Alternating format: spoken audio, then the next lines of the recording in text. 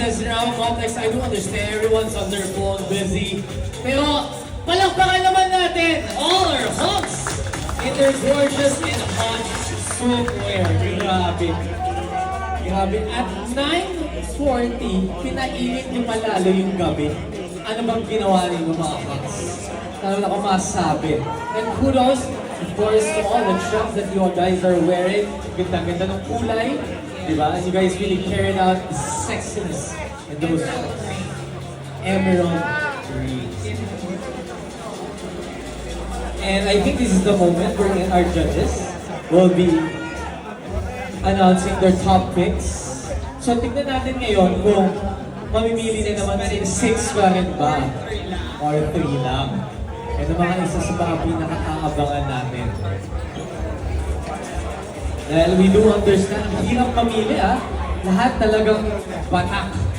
Should I say, di ba? Walang tapon, di ba? Grabe. Walang tapon, sabi ng audience members natin. Right choice, di ba?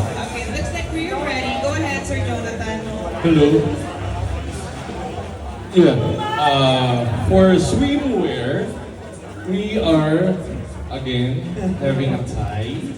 So each of us, judges, will be giving our 2. Okay. For me, mine, number 1 is Pureza.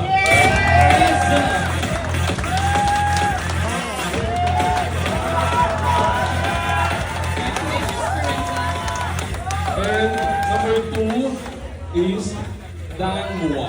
Dangwa, yeah! Miss Jen? Mine would be Mr. Taft Avenue. Mr. Taft Avenue,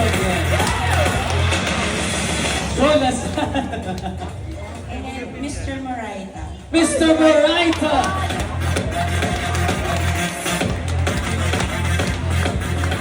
Natagabulod yung mga angst natin.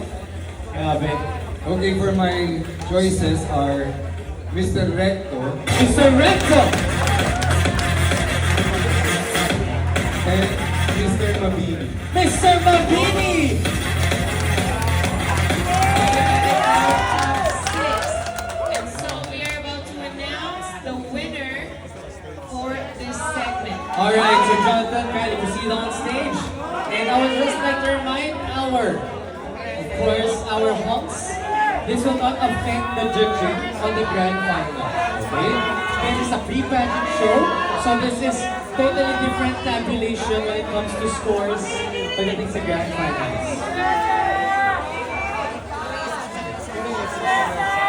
Grabe! Sinisigaw na nila yung mga bet nila! Nagising ang isinan!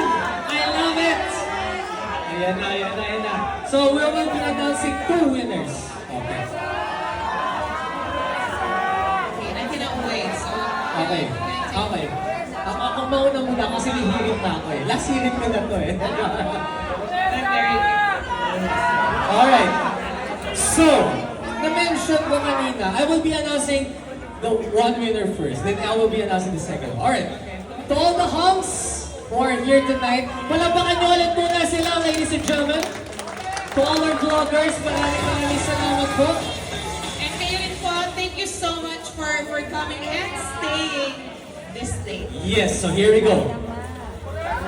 I've already touched kanina yung, sabihin na natin, yung universe. Na-mention ko manood kayo ng Quezon, di ba? Doon sa Quezon, may isang bayani na nandun eh. Walang iba kundi si Mabini! Congratulations!